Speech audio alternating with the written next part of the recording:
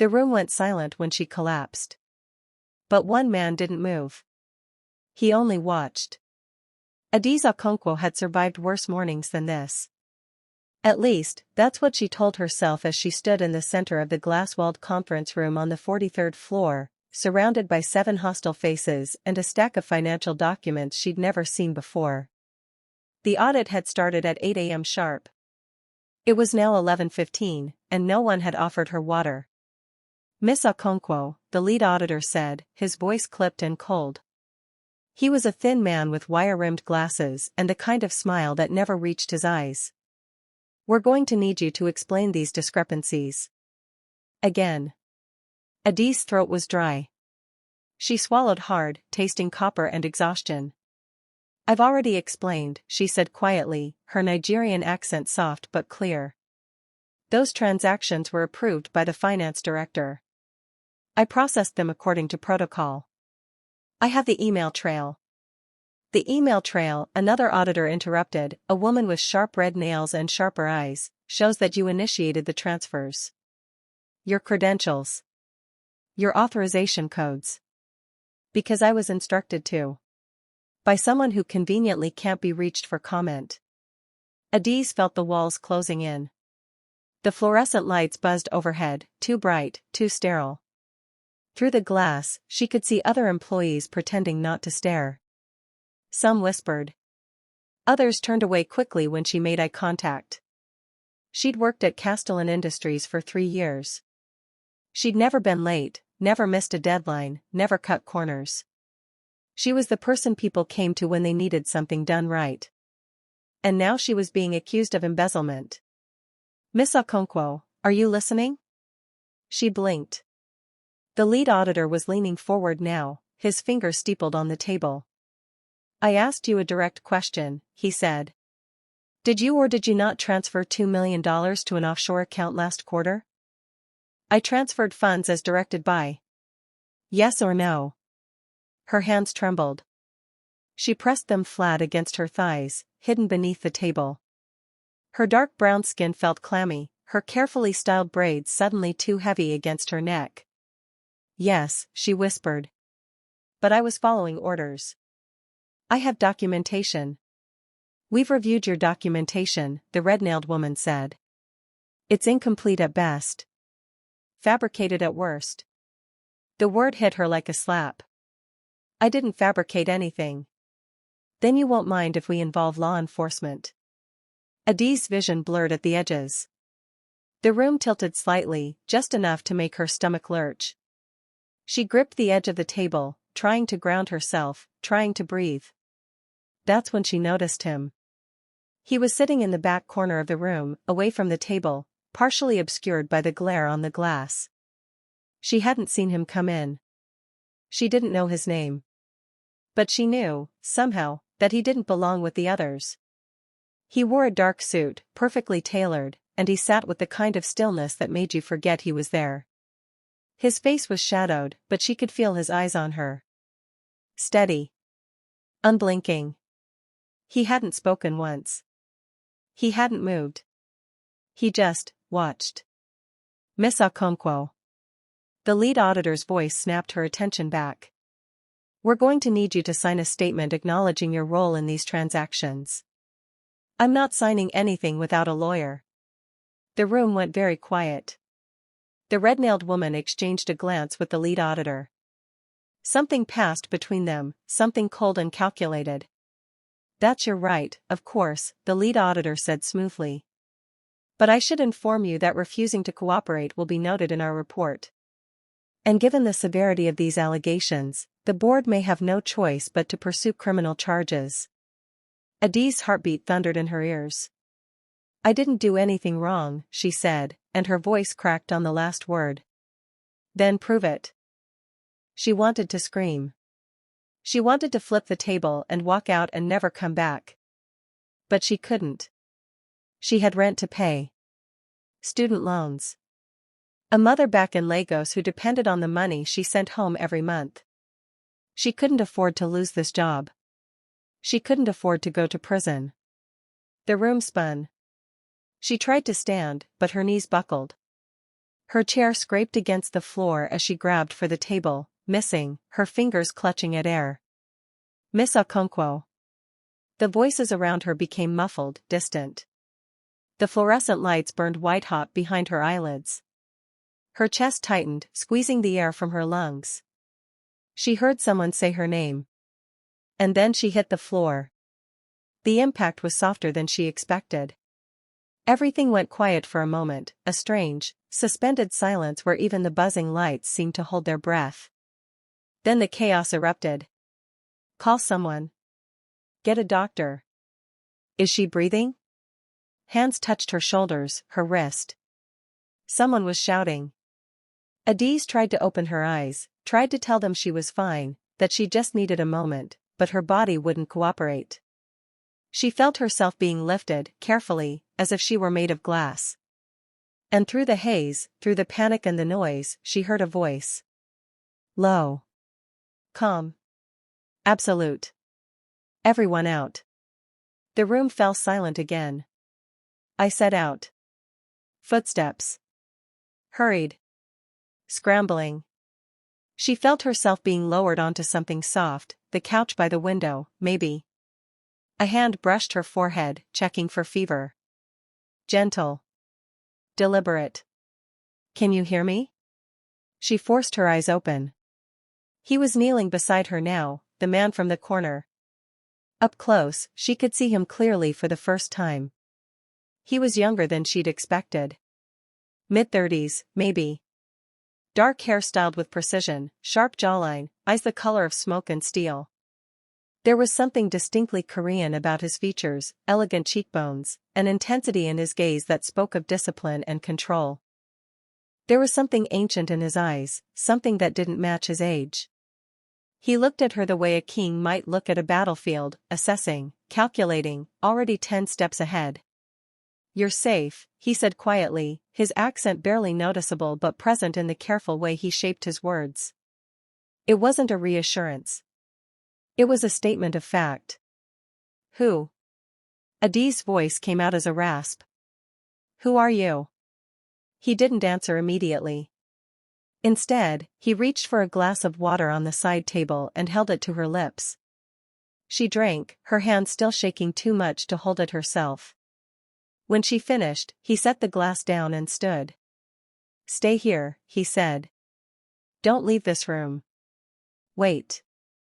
But he was already moving toward the door. He paused at the threshold, his back to her, and she saw the shift in his posture, the way his shoulders straightened, the way the air around him seemed to change. When he spoke again, his voice carried through the glass walls, cold and final. "Cancel the audit. Suspend the team. And find out who authorized this witch hunt." There was a pause. Then, from somewhere beyond the door, a stammered response. "Sir, the board approved." "I didn't approve it."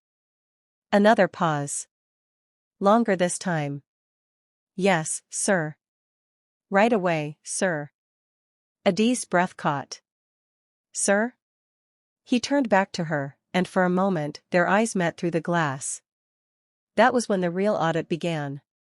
What do you think just happened? Drop a comment below. Should he have intervened, or should he have let them destroy her? And who do you think this man really is? Smash that like button and subscribe to the channel because the truth is about to shatter everything she thought she knew, and you won't believe what happens when she finally asks his name. Adaeze woke to silence. Not the oppressive silence of the conference room, but something softer. Quieter. The kind of silence that felt expensive. Her eyes opened slowly, adjusting to the dim light. She wasn't in a hospital, the ceiling was too high, the walls too warm. Dark wood paneling. Soft amber lighting. A window stretching from floor to ceiling, revealing a city skyline she recognized but had never seen from this angle. She was in a private room. Somewhere high above the city. "You're awake." Adaeze turned her head sharply, wincing at the ache in her temples. He was there. The man from the conference room. He sat in a leather chair near the window, his posture relaxed but alert, like a predator at rest. A laptop was open on the table beside him, casting a pale blue glow across his features. Where am I? Her voice was hoarse. Safe. That's not an answer. His mouth curved, not quite a smile, but close. You collapsed during the audit. You've been unconscious for 3 hours. 3 hours. Adaeze sat up too quickly, and the room tilted. A wave of nausea rolled through her, and she pressed her palm against her forehead, breathing slowly through her nose the way her mother had taught her. Easy, he said, standing. He crossed the room in 3 smooth strides and placed a glass of water on the table beside her. The doctor said you were severely dehydrated. Stress-induced. When was the last time you ate? I don't, yesterday morning, I think. He studied her for a moment, his expression unreadable. Then he pulled out his phone and typed something quickly. Food will be here in 20 minutes. I don't need. You collapsed in front of 7 people, he said quietly. You need food. You need rest. And you need answers. The way he said it, calm, matter of fact, made it impossible to argue. Adaeze looked around the room again, taking in details she'd missed before. The furniture was minimalist but clearly expensive. There was a door to her left, slightly ajar, revealing what looked like a private bathroom. Everything was pristine. Controlled. This isn't a hospital, she said. No. Then where? My building. She stared at him. Your building. One of them. The casualness of it hit her like cold water. One of them. Who are you? She asked again, more forcefully this time. He didn't answer. Instead, he walked back to his chair and closed his laptop with a soft click. The audit has been suspended, he said. The team has been placed on administrative leave pending an internal review. Your access to company systems has been restored, and your personnel file has been flagged as protected. No one will question you without legal counsel present. Adaeze's breath caught. How did you? The people who accused you made a mistake, he continued, as if she hadn't spoken. They assumed you were alone. That you had no one watching. No one who cared whether you were treated fairly. And you, care? His eyes met hers. Gray. Unflinching. I don't tolerate injustice in my city. My city.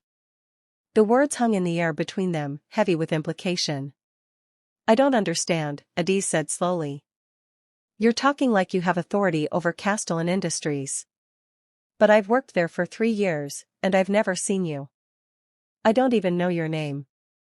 That's intentional. So you're what, some kind of silent partner? A board member? Something like that. She wanted to scream. Every answer he gave only raised more questions. Why won't you just tell me who you are? He leaned forward, resting his elbows on his knees.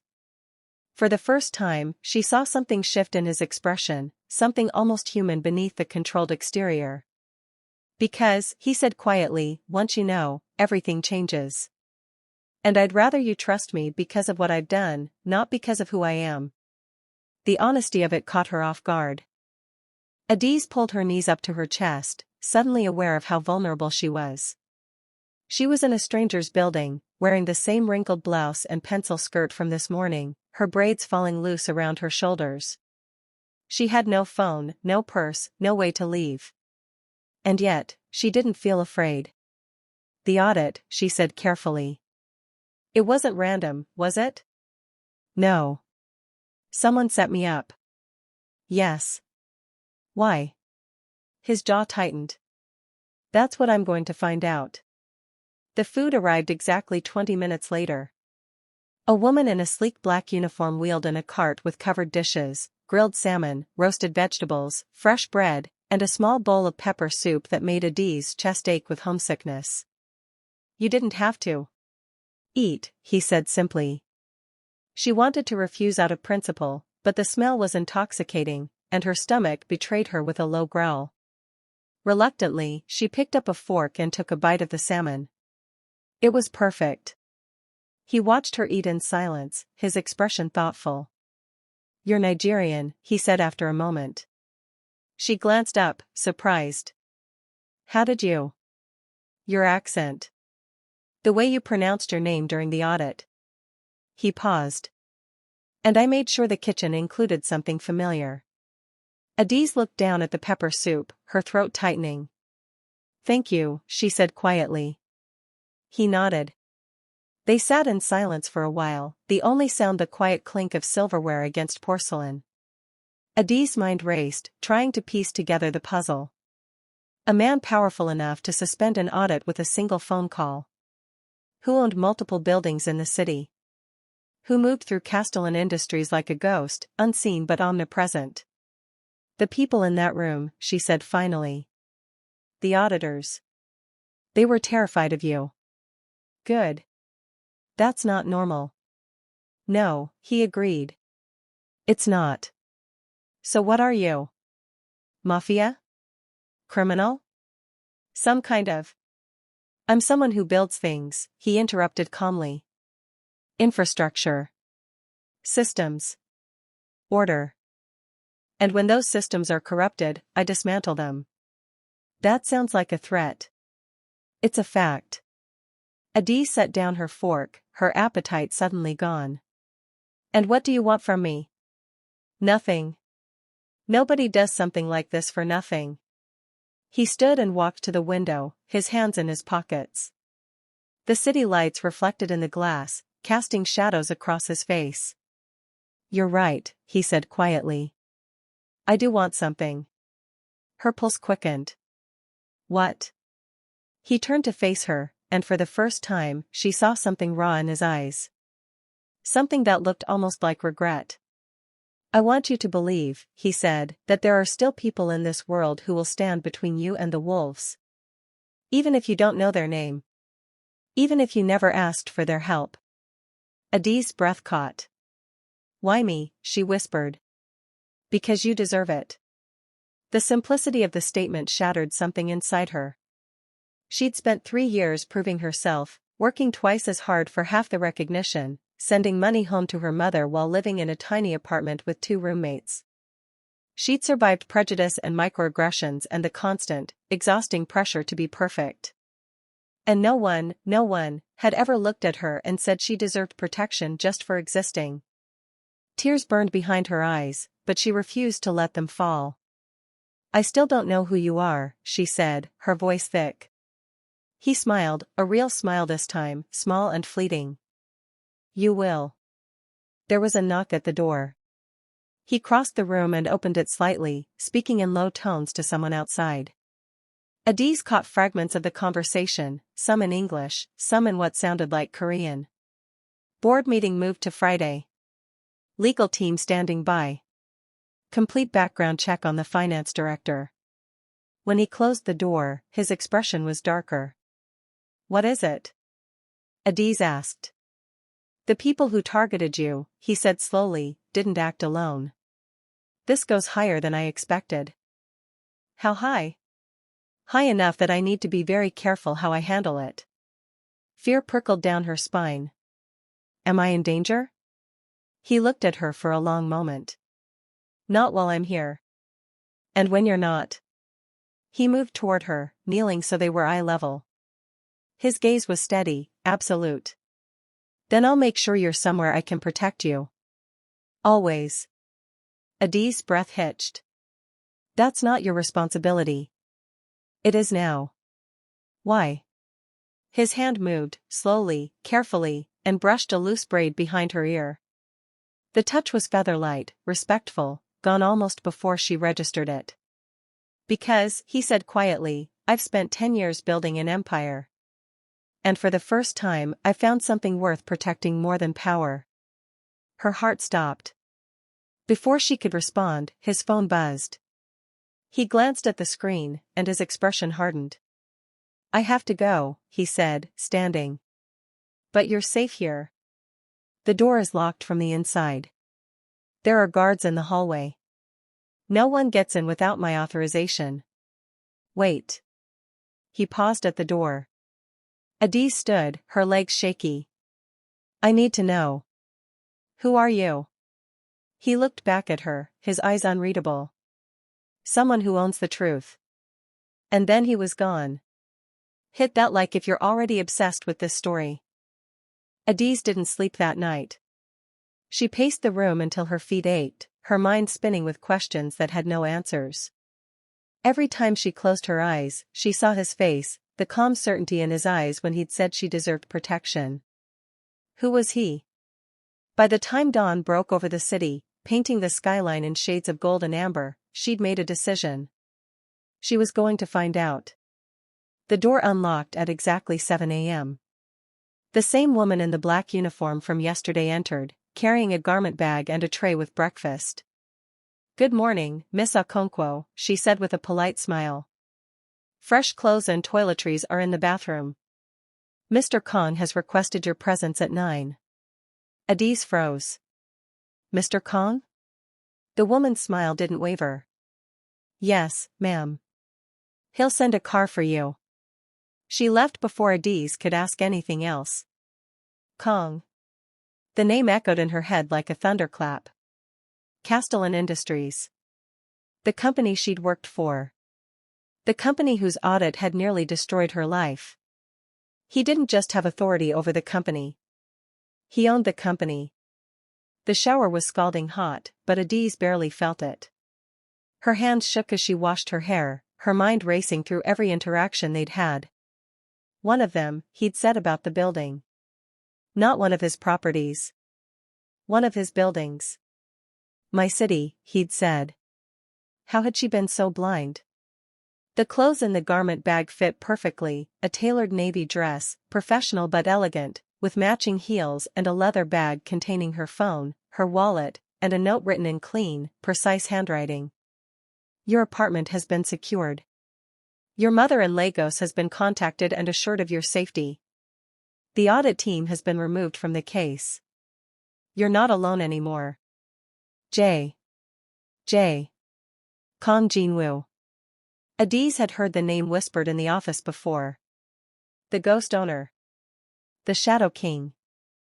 The Korean billionaire who'd built an empire from nothing and now controlled half the infrastructure in the city, real estate, tech, transportation, private security. No one had ever seen him. Until now.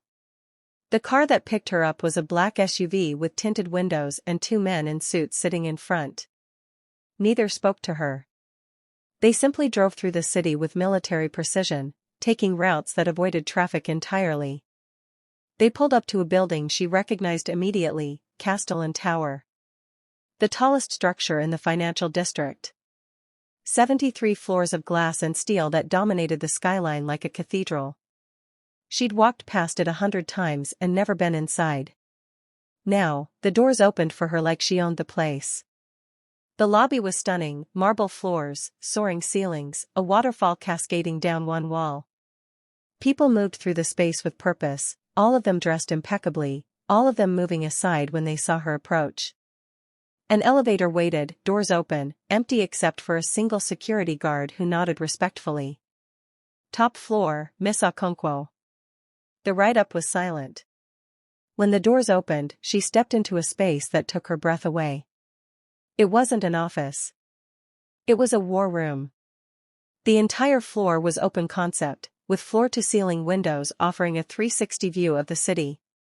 Screens lined one wall, displaying financial data, news feeds, security camera footage. A long conference table dominated the center, surrounded by leather chairs. And at the far end, standing with his back to her, was Kang Jin-woo. He was on the phone, his voice low and controlled, speaking in rapid Korean before switching seamlessly to English. I don't care what the board thinks. If they approved an unauthorized audit, they acted outside their jurisdiction. I want names, Gerard. Everyone who signed off on it. And I want them in my office by noon. He paused, listening. No. Not suspended. Terminated. With cause. And make sure their severance packages reflect exactly how serious I am about internal corruption. He ended the call and turned. Their eyes met across the room, and for a moment, neither of them moved. He looked different in daylight. Sharper. More dangerous. The tailored suit fit him like armor, and his dark hair was styled with precision. There was something distinctly Korean about his features, sharp cheekbones, intense dark eyes, and elegance in the way he carried himself that spoke of discipline and control. "You came," he said simply, his accent barely noticeable but present in the careful way he shaped his words. "Did I have a choice?" "Always." Adaeze crossed the room slowly, her heels clicking against the polished floor. "You're Kang Jin-woo." "Yes. You own Castellan Industries. Among other things. And you've been, what? Watching me?" His expression flickered, something between guilt and defiance. "Protecting you. Without my knowledge. Without my consent." "Yes." The honesty of it was almost worse than a lie. "Why?" she demanded, her voice rising. "Why me? I'm nobody. I'm just an analyst in your company. Why would someone like you even notice someone like me?" He moved toward her, stopping a few feet away. Close enough that she could see the exhaustion in his eyes, the tension in his jaw. "You're not nobody," he said quietly. "You're brilliant. You're honest. You work harder than anyone in that building, and you do it without asking for recognition or cutting corners. You send half your salary to your mother in Lagos. You volunteer at a literacy program on weekends. You've never once compromised your integrity, even when it would have been easier." Adaeze's breath caught. "How do you know all that?" "Because I pay attention to people who matter." "I don't understand." 6 months ago, he interrupted, "you flagged a discrepancy in a contract that saved the company $3 million. You sent it directly to the compliance department.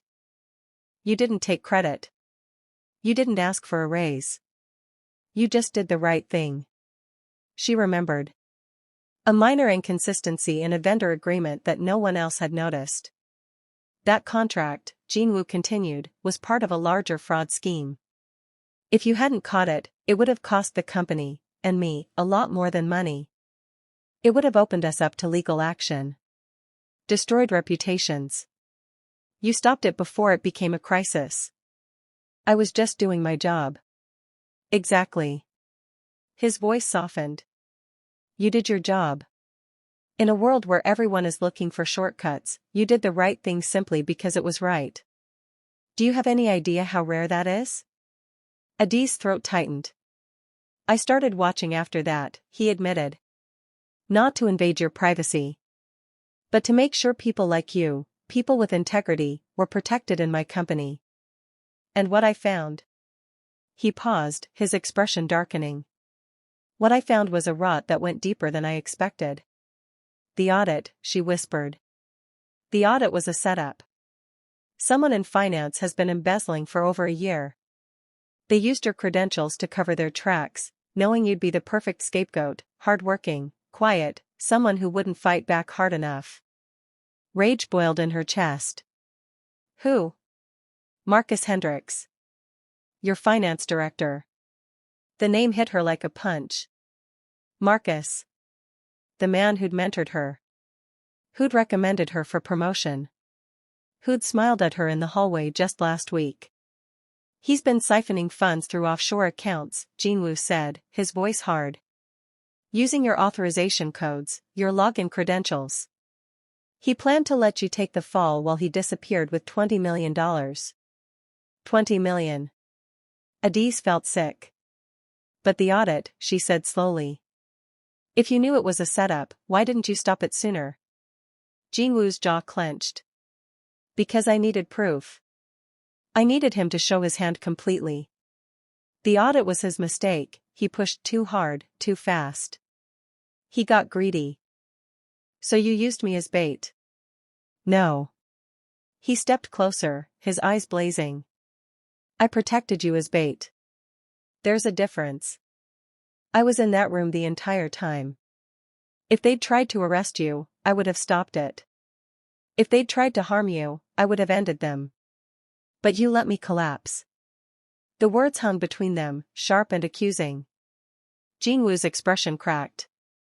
For the first time, she saw real emotion break through, regret, anger at himself, something that looked almost like pain. "I miscalculated," he said quietly. "I thought you were stronger than the pressure. I thought I had more time. I was wrong." He took a breath. "And I will regret that for the rest of my life." The rawness in his voice stopped her cold. "But I'm fixing it now," he continued. "Marcus is being arrested as we speak. The full evidence has been turned over to law enforcement. Your name will be cleared publicly. The audit team that harassed you will never work in this industry again. And you," his voice softened. "You will never be vulnerable like that again. I'll make sure of it." Adaeze stared at him. "You're talking like you own the entire justice system." His smile was cold. "In this city? I might as well." Before she could respond, the screens on the wall flickered to life. News footage. Breaking story. Castellan Industries CFO arrested in multi-million-dollar embezzlement scheme. Marcus Hendricks being led out of his house in handcuffs, his face pale, cameras flashing. Anonymous tip led authorities to offshore accounts. Evidence of fraud dating back 18 months. Company analyst wrongly accused, name to be cleared. Adaeze's knees went weak. Jin-woo was beside her instantly, his hand steadying her elbow. "It's over," he said quietly. "You're safe." She looked up at him, her vision blurring with tears she'd been holding back for days. "You did this. I told you. I don't tolerate injustice in my city." "But why? Why go this far for me?" His hand came up slowly, carefully, and brushed a tear from her cheek. The touch was gentle. Reverent. "Because," he said, his voice barely above a whisper, "in a world full of people who take and destroy and corrupt, you're someone who gives. Who builds. Who cares. And people like you are worth protecting. Always." Adaeze's breath shuddered. "I don't even know you." "Then let me fix that." Somewhere across the city, in a dimly lit office, a phone rang. A man answered, his voice tense. "He knows." "About the girl?" "About everything. Hendricks is in custody. The audit team is gone. Kang's locked down the entire company." A long pause. "Then we move to contingency." "Are you insane? Do you know who he is? What he's capable of?" "The man built an empire in Seoul before he was 30 and took over this city in 5 years. I know exactly who he is." The voice was cold, calculating. "Which is why we use his only weakness." "What weakness?" "The girl. If she's important enough for him to dismantle his own company to protect her, then she's important enough to destroy him." The line went dead. Jin-woo's phone buzzed. He glanced at the screen, and his expression changed instantly, every trace of warmth replaced by ice-cold fury. "What is it?" Adaeze asked. He looked at her, and for the first time, she saw fear in his eyes. "We need to move. Now." "What? Why?" "Because the people who set you up just realized you're my weakness. And they're coming for you." The safe house was nothing like the penthouse. It was underground, a reinforced bunker beneath one of Jin-woo's older properties on the outskirts of the city. Concrete walls. Steel doors. Security systems that looked like they belonged in a military installation. Adaeze sat on a simple cot, her hands folded in her lap, watching Jin-woo pace the room like a caged predator. He'd been on the phone for the past 20 minutes, speaking rapid-fire Korean to someone on the other end. His tone was clipped, controlled, but she could hear the fury beneath it. When he finally ended the call, the silence was deafening. "How bad is it?" she asked quietly. Jin-woo turned to face her, and the look in his eyes made her breath catch. "They'd put a price on your head," he said flatly. $2 million to anyone who can deliver you to them. Alive." The room tilted. "Who are they?" "A consortium. Businessmen, politicians, people who've been skimming from my operations for years." His jaw clenched. I've been systematically dismantling their network for the past 18 months. Marcus was just one piece. They thought if they could frame you, discredit my judgment, they'd buy themselves time. But you protected me. Which told them exactly how important you are to me. His voice was bitter. I made you a target. Adaeze stood, her legs unsteady. So what now? I hide down here forever? No. Jin-woo crossed the room in 3 strides, his hands gripping her shoulders, firm but careful, always careful. Now I end this. Permanently. How? His smile was cold enough to freeze blood. The same way I built my empire. By being more ruthless than they are. Over the next 48 hours, Adaeze watched Jin-woo dismantle an entire criminal network from a bunker. He worked with surgical precision. Phone calls made in 3 languages, Korean, English, Mandarin. Video conferences with lawyers, federal agents, private security teams. Documents signed. Accounts frozen. Warrants issued. She learned things about him she'd never imagined. He'd come to America from Seoul at 23 with nothing but a business degree and a reputation for turning failing companies into gold mines. He'd built Castellan Industries from the ground up, acquiring struggling businesses and transforming them. He had connections in 6 countries. He owned more property than some small nations.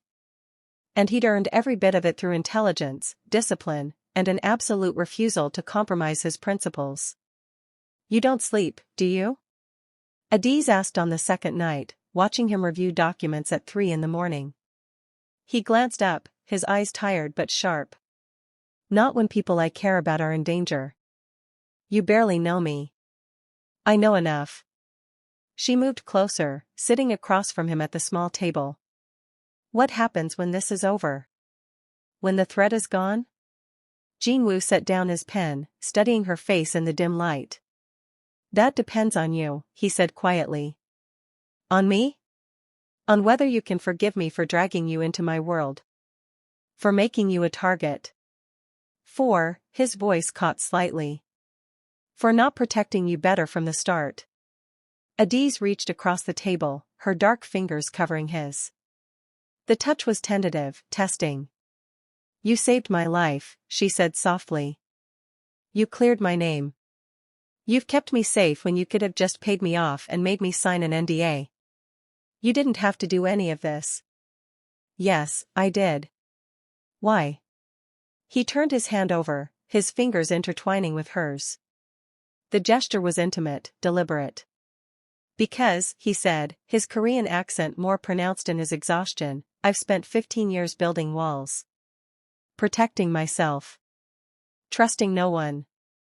And then you walked into my world, this brilliant, kind woman who gives everything and asks for nothing, and those walls. He shook his head. They didn't stand a chance. Adaeze's heart hammered against her ribs. Jin-woo. I'm not asking you to feel the same way, he interrupted quickly. I know this is insane.